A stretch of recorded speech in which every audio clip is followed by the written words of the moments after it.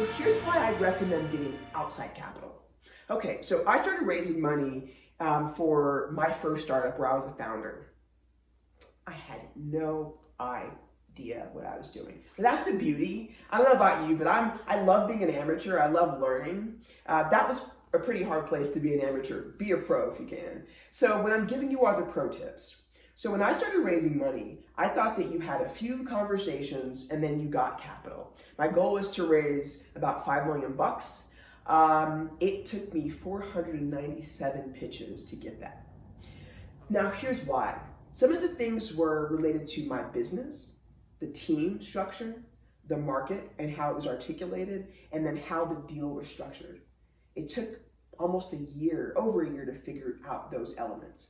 And so why do I tell you that? I tell you that because I learned so much about my business, about the market. I met so many friends, people who told me no, told me yes later, people who passed on my deal, became other investors in future efforts.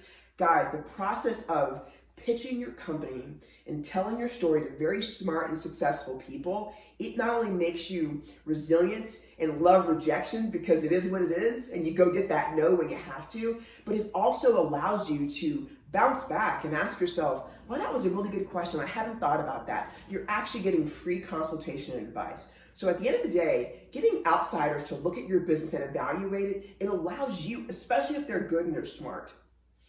We can all get our aunt or our uncles to invest in our companies, but if you can get someone who's been successful in investing and running companies, that's very, very different. And so the idea of having a smart person give you feedback, critical feedback in many cases about your business, is huge. You also make a lot of friends.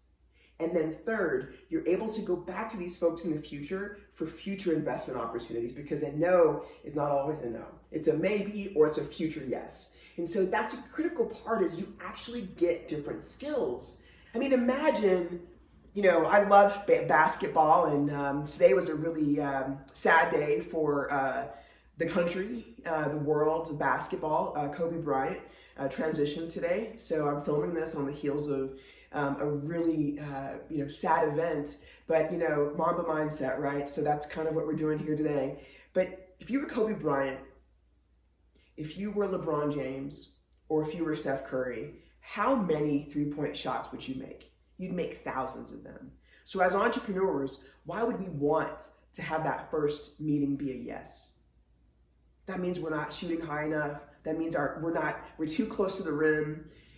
If it's easy, that's great. That's awesome. That means you cultivated skills. But in order to get better, you got to be going after bigger, tougher, more in depth, more challenging, because that's how you grow. Again, we're growth warriors. So we're in pursuit.